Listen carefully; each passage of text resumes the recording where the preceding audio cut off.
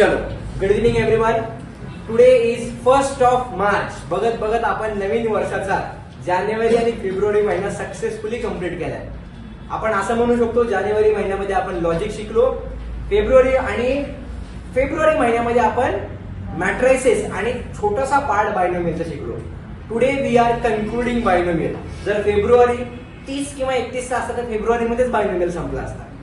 चला, आज पहिले 1st मार्चला आपण आपला बायनोमियल पण कन्क्लूड करतोय. म्हणजे थोडक्यात आपलं 2 महिन्यामध्ये 3 12वीचे चॅप्टर कम्प्लीट होत आहेत. ठीक आहे. आता काय क्वेश्चन दिलाय बघा.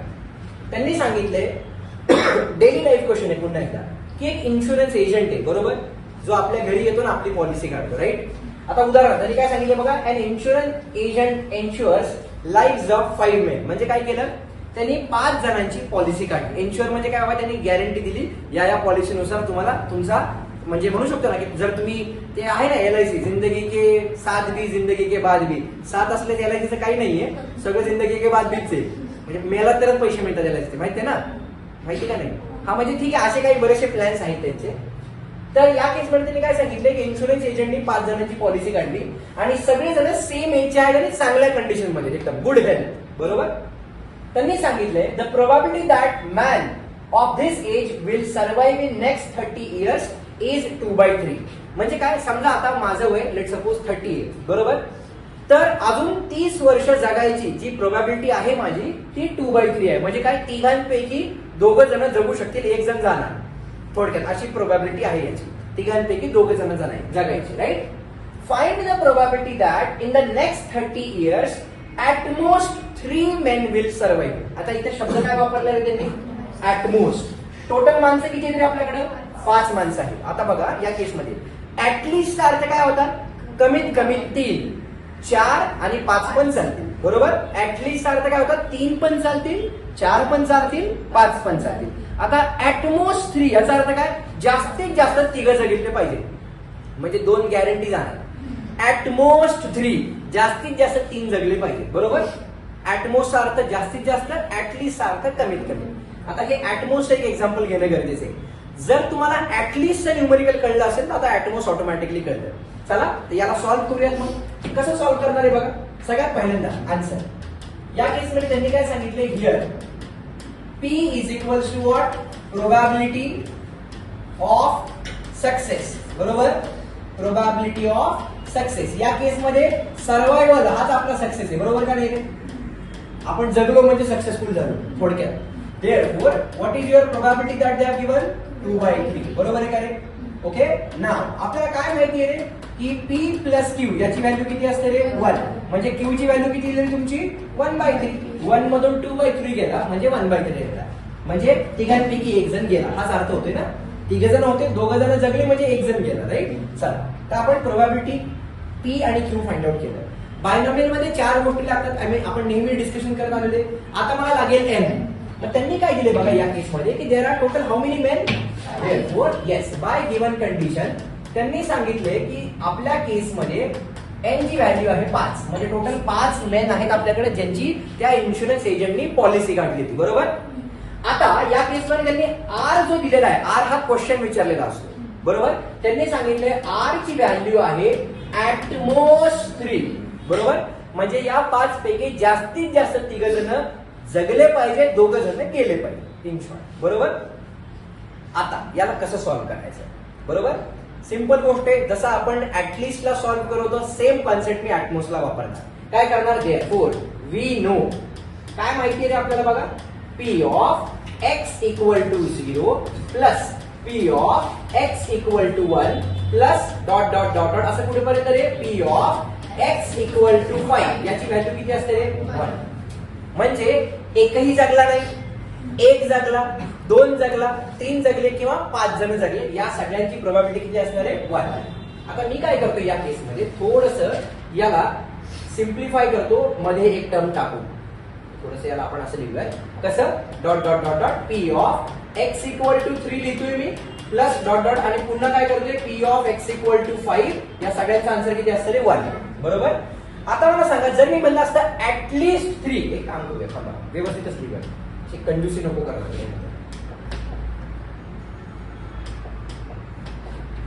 हे छोटं करूया ना आपण. Is it okay? विजिबल आहे ना? विजिबल हर्षल दिसते का रे? हा गुड. इथं बघा P of X equal to 0, X equal to 1, पुढे काय येईल आपलं एक्स इक्वल टू 2, नंतर काय येईल एक्स इक्वल टू 3 प्लस पुढे काय येईल एक्स इक्वल टू 4, बरोबर. आणि आपण इथे लिहूया dot dot dot dot plus P of X equal to 5. याचा आन्सर किती असतं रे? 1. आता जर मी तुम्हाला म्हणलं असतं की ऍटलिस्ट 3 विल सर्वाइव्ह, याचा अर्थ काय झाला असतं रे? कमीत कमी 3, म्हणजे 3च्या पुढचे नंबर मी घेतले असते. हे कधी? ऍटलिस्ट 3 ला. आता इथे ऍटलिस्ट विचारले का रे? नाही, ऍटमोस्ट 3 विचारले. याचा अर्थ मी काय करणार? आता इकडून सुरुवात करणार. म्हणजे काय? ऍटमोस्ट 3 म्हणजे इथून इथपर्यंत. ऍटलिस्टला आपण इथून या साईडला गेलो होतो, ऍटमोस्टला आपण इकडून इथे येणार. ऍटमोस्ट 3 मध्ये जास्तीत जास्त 3, 0 असेल तरी चालेल, 1 असेल तरी चालेल, 2 असतील तरी चालेल, आणि जास्तीत जास्त 3, चौथा जागला नाही पाहिजे. काही करा असं हे म्हणताय. ओके नाही? बरोबर काय नाही? मग आता जर मला इथं बघितलं तर 0, 1, 2, 3 हे 4 टर्म्स कॅल्क्युलेट करायला लागतात. मग रादर दॅन कॅल्क्युलेटिंग दिस आपण काय करू शकतो? याचा अर्थ काय आहे? आपला ऍटमोस्ट आहे. म्हणजे काय बघा, P of X equal to 0 plus आपण डॉट डॉट डॉट डॉट कुठपर्यंत हे P of X equal to 3 या 4 टर्म कॅल्क्युलेट करेपर्यंत आपण काय करूया? इथं काय आहे रे? एक्स इक्वल टू 4 आहे आणि ते एक्स इक्वल टू 5. त्याला काय करूया? 1 मायनस, मी ब्रॅकेट टाकला, इथे काय आलं? P of X equal to 4 plus P of X equal to 5. त्या दोनच टर्म मी कॅल्क्युलेट करतो ना. मला काय म्हणायचं कळते का? कालचं जर ऍटलिस्टचा कॉन्सेप्ट तुम्ही इमॅजिन केला, जर तुम्ही समजून घेतला असेल काल, तर ऍटलिस्ट 3 म्हणजे कमीत कमी 3, जास्तीत जास्त 5 पण सांगतील. मग ऍटमोस्टला काय? जास्तीत जास्त 3 म्हणजे 0 पासून सुरुवात करायची ऍटमोस्टला. क्लिअर आहे? मग आता या केसमध्ये हे जे तुमचा आन्सर आहे, this is nothing but what? R at most. बरोबर. मग आपल्याला हे कॅल्क्युलेट करायचे. मग मी काय करतोय बघा, या केसमध्ये how will I solve? Therefore P of X equal to R is equal to काय फॉर्म्युला आपला? NCR into P raise to R into Q raise to N minus R. हे जे इक्वेशन आहे याला म्हणूयात आपण इक्वेशन नंबर 1. बरोबर. आता पहिल्या केसमध्ये ज्यावेळी मला एक्स इक्वल टू 4 कॅल्क्युलेट करायचे, माझी आर ची व्हॅल्यू किती येईल? 4. आणि नंतरच्या केसमध्ये आर ची व्हॅल्यू किती येईल? 5. चला मग सॉल्व्ह करूया. देअरफॉर आपण काय करूया? P of X equal to 4 आधी कॅल्क्युलेट करूया. बरोबर. किंवा आपण डायरेक्टली असं लिहायचं का? बरोबर.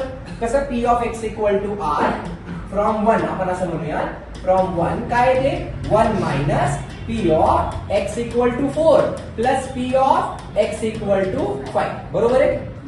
Is equals to 1 minus. आता या केसमध्ये माझी आर ची व्हॅल्यू 4 आहे, म्हणजे इथे काय येणार मला? एन. एन म्हणजे किती आहे? 5C4. आपण याबद्दल सॉल्व्ह करतोय.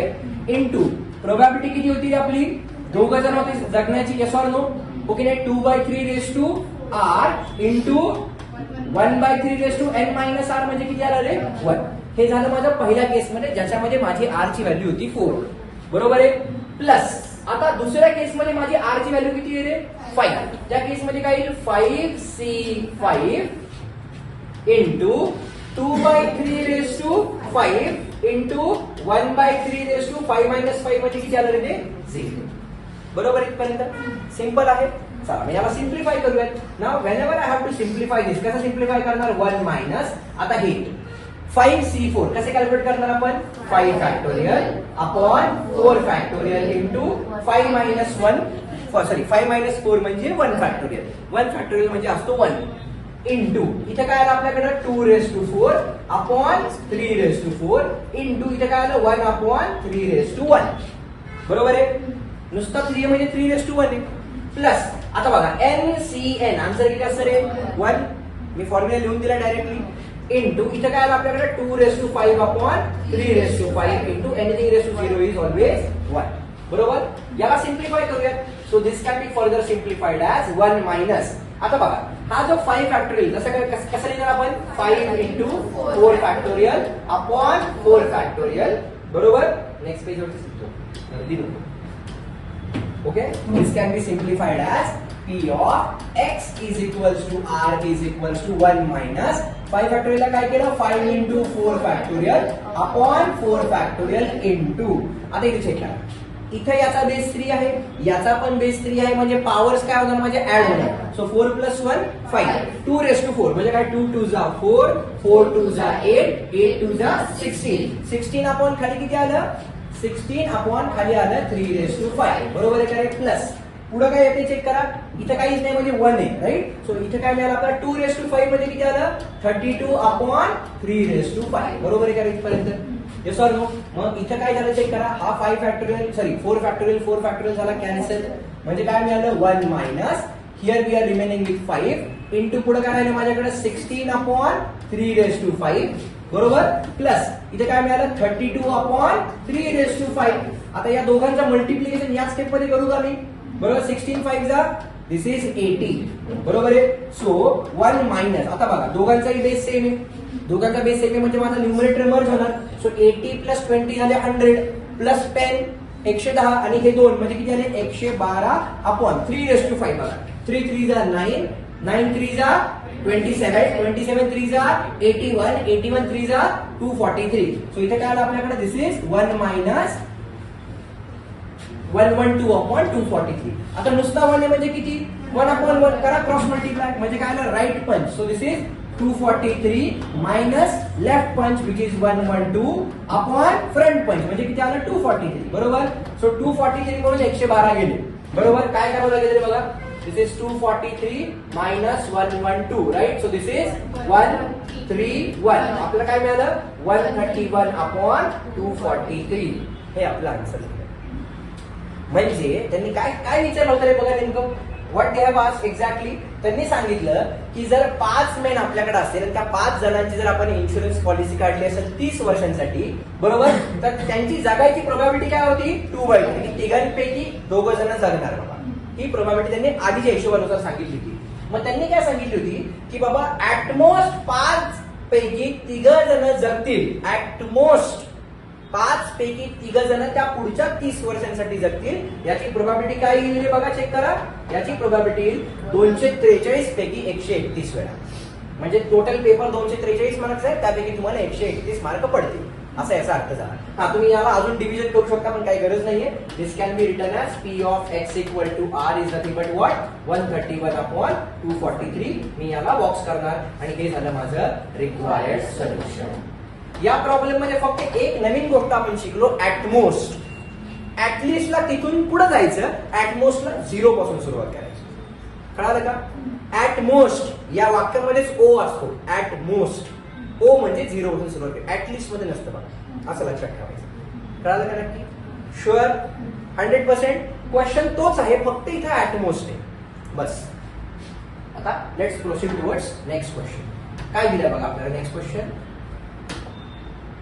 आता हा क्वेश्चन तुमच्या रुटीन मधला क्वेश्चन, ह्याला थोडस इझी बनवलंय फक्त. हा ही सीईटी एक्झाम पण घेतली असते आपण चांगली मोठी. सीईटी एक्झाम मध्ये किती क्वेश्चन असतात टोटल तुम्हाला, फिजिक्सचे 50, केमिस्ट्री 50, मॅथ्स 150 क्वेश्चन असतात. पण 150 क्वेश्चनच्या अकॉर्डिंगली हा क्वेश्चन थोडा मोठा झाला असता, कारण मला 15C समथिंग करावं लागलं असतं. बरोबर. आता हा क्वेश्चन एकदम सोपा आहे बघा. एक 5 MCQ तुम्हाला दिले.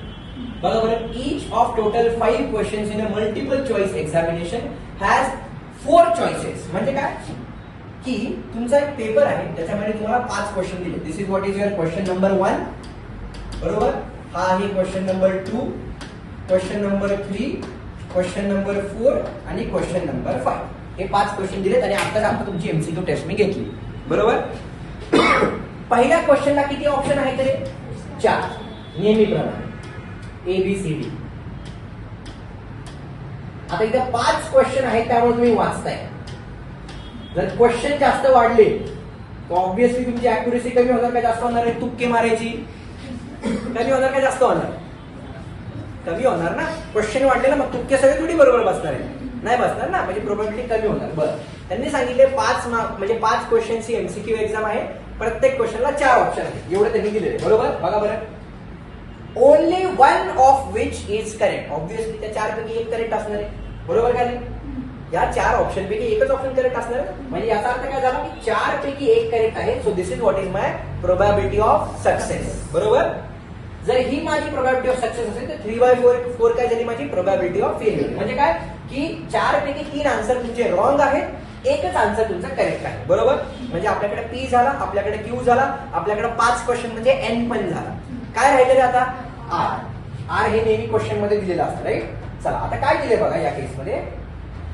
The random variable x is the number of questions answered correctly. म्हणजे P of x equal to R जे आपण म्हणतो ना, तो x त्यांनी म्हणलाय. What is the probability that student will get at least one correct answer. म्हणजे काय की मला ह्याच्यातलं काहीच माहित नाहीये. म्हणजे थोडक्यात काय की लॉजिकचा पेपर आपल्या आई बाप्पांना दिलाय, बरोबर, आणि आई बाप्पांना म्हटलं सोडवा. आई बाप्पा म्हणले काय करायचं, काय नाही, तुटके मारायचे. हो की नाही. आई बाप्पा काय करणार की समजा पहिल्याचा आन्सर A करेक्ट आहे, दुसऱ्याचा B करेक्ट आहे, तिसऱ्याचा C करेक्ट आहे, चौथ्याचा D करेक्ट आहे, हे स्पायरो वगैरे टाईप, बरोबर. पुन्हा याचं A करेक्ट आहे, राईट. आता आई बाप्पा नाही माहित नाहीये. मग समजा पप्पा बसले इथं छानपैकी, पप्पानी हे रंगवलं, म्हणजे बरोबर आहे का चुकीचं आहे रे? चुकीचं आहे. नंतर त्यांनी हे रंगवलं, बरोबर आहे का चुकीचे? चुकीचे. नंतर त्यांनी हे रंगवलं, हो की नाही, बरोबर आहे का चुकीचे? चुकीचे. नंतर हे रंगवलं, बरोबर आहे का चुकीचे? चुकीचे. आणि नंतर त्यांनी हे रंगवलं. त्यांनी सांगितले find the probability of getting at least one correct answer. म्हणजे कमीत कमीत एक करेक्ट उत्तर यायची प्रोबॅबिलिटी काय. मग ही प्रोबॅबिलिटी जास्त असेल का कमी असेल रे? तुम्हाला क्वेश्चन नाही कळला. जर तुम्ही कमी आन्सर दिले तुम्हाला क्वेश्चन नाही कळला. या 5 पैकी कमीत कमीत एक उत्तर बरोबर यावं याची प्रोबॅबिलिटी काय? जास्त असतं ना. कमीत कमी एक तर येणारच ना. ओके. हा, जर अतिशय बॅड लक असेल तर एकही नाही बरोबर येणार. पण त्यांनी सांगितले कमीत कमीत एक उत्तर बरोबर यावं. What is the probability. त्यांनी इथे ऍटमोस्ट शब्द नाही वापरला. त्यांनी काय विचारलंय? ऍटलिस्ट. जर आता किती क्वेश्चन आहेत आपल्याकडे? 5. आता बघा मी काय करतो याला, P of x equal to 0. याचा अर्थ काय? एकही बरोबर नाही. हो की नाही. Plus P of x equal to 1 plus dot dot dot dot P of x equal to 5 is equal to काय येणार आहे? 1. जर मी तुम्हाला म्हणलं असतं what is the probability of getting at most one correct answer, जास्तीत जास्त एक, याचा अर्थ काय झाला असता? 0 आणि 1. मी एवढंच कॅल्क्युलेट केलं असतं. बरोबर आहे का? तिथं 1 मायनस करत बघायची गरज नाहीये. का? तर 1 मायनस केल्यास मला काय करावं लागेल? 2 काढावं लागेल, 3 काढावं लागेल, 4 काढावं लागेल, 5 काढावं लागेल, तो 1 म्हणून सबट्रॅक्टिंग करावं लागेल. ऍटमोस्ट 1 याचा अर्थ काय? 0 आणि 1. संपला विषय. इथं 1 मधून सबट्रॅक्ट करायची गरज पडली नाही. कळतंय का? आता या केस मध्ये काय म्हणले? ऍटलिस्ट 1 करेक्ट करा. आता ऍटलिस्ट 1 याचा अर्थ काय झाला रे? की कमीत कमी एक बरोबर का नाही? जास्तीत जास्त तुमचे 5ही बरोबर आले तरी चालतील. मग आता एवढे कॅल्क्युलेट करणार का मी? बरोबर का नाही करणार एवढे कॅल्क्युलेट. मग मी काय करणार याला directly 1 minus P of x equal to 0. बरोबर का नाही? 5 पैकी एक तर येणारच रे. बरोबर. मग ती प्रोबॅबिलिटी जास्त असणार ना. कमीत कमी एक तर मिळायची प्रोबॅबिलिटी मिळणारच ना आपल्याला. हो की नाही. मग चला आपण याला सॉल्व. क्वेश्चन कळाला का? हो की नाही. चला मग याला सॉल्व करूया ना. हा दिलाय सॉल्व. देअरफॉर आन्सर काय करूया? Bye given condition. Bye given condition. काय कंडिशन असेल आपली? P ची व्हॅल्यू किती आहे रे? 1/4. का? कारण 4 ऑप्शन आपल्याकडे आहेत. त्या 4 पैकी एक ऑप्शन करेक्ट आहे. What is this probability? It is probability of getting correct answer. हो की नाही. देअरफॉर ऍज काय माहिती आपल्याला? P plus Q is equals to 1. म्हणजे माझी Q ची व्हॅल्यू काय झाली? 1 मायनस P. म्हणजे ती किती आली रे? 3/4. हिअर नंबर ऑफ क्वेश्चन्स किती आहेत रे? Number of experiments. म्हणजे या केसमध्ये नंबर ऑफ क्वेश्चन्स किती आहेत आपल्याकडे? 5. म्हणजे बघा आपल्याकडे P झाला, Q झाला आणि N पण झाला. आपल्याकडे N पण झाला. बरोबर. देअरफॉर R म्हणजे काय रे? काय विचारले त्यांनी? R म्हणजे ओ माय गॉड, हँग झालं काय? येस, हँग झालं का काय असं वाटलं मला.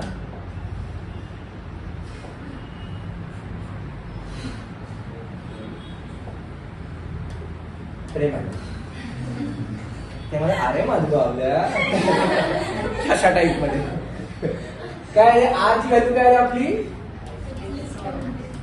ऍटलिस्ट 1. बरोबर. This is what is my R. हो की नाही. चला how will I solve? Therefore here P of x equal to 0 plus P of x equal to 1 plus dot dot dot dot P of x equal to 5 याची value किती आहे? 1. मग आता at least 1 म्हणजे कमीत कमी एक. म्हणजे इथून सुरुवात करणार आणि इथपर्यंत जाणार. ऍटमोस्ट 1 ला काय झालं असतं? 0 आणि 1 आला असतं. म्हणजे हा जो जी टर्म आपल्याला विचारली ना ती ऍटलिस्ट मध्ये पण असते आणि ऍटमोस्ट मध्ये पण असते. लक्षात ठेवा, कन्फ्युजन नाही. ऍटलिस्ट 1 म्हणजे 1 किंवा जास्तीत जास्त 5, ऍटमोस्ट 1 म्हणजे 0 आणि 1. म्हणजे ही टर्म दोन्हीकडे कॉमन असतात. ठीक आहे, चला मग आपण याला सिम्प्लिफाय करूयात.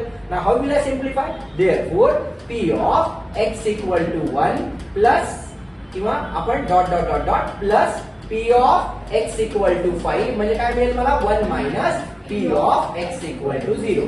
याला या 1 मधून मी सबट्रॅक्ट करून टाकलं आणि हे जे इक्वेशन आहे याला म्हणत आपण इक्वेशन नंबर 1. बरोबर इथपर्यंत? चला झालं मग आता आन्सर. काय करणार? Therefore from equation 1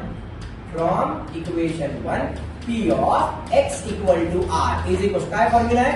NCR p raised to r q raised to n minus r. Therefore p of x equal to r is equal to 1 minus कुठून लिहिलं मी? हे फ्रॉम इक्वेशन 1 इथे लिहायला पाहिजे. बरोबर? फ्रॉम इक्वेशन 1 काय आहे ते? 1 मायनस, बोला n ची व्हॅल्यू किती आपली? 5 MCQ आहे. बरोबर? c आणि त्यांनी काय सांगितले? ऍटलिस्ट 1. बरोबर?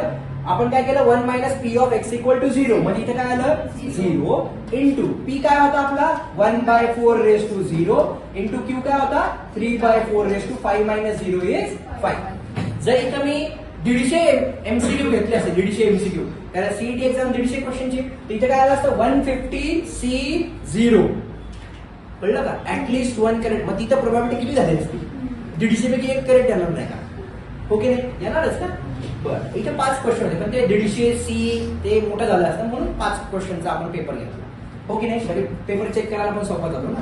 हो की नाही? सो दिस इज 1 मायनस, आता बघा NC0 आन्सर किती असतं? 1 इंटू एनिथिंग रेस टू 0 1. इथे काय आलं? 3 raise to 5 upon 4 raise to 5. So this can be simplified as कसं येईल? Therefore p of x equal to r is equal to 1 minus, आपण आताच कॅल्क्युलेट केलं होतं 3 रेस टू 5 किती असतं?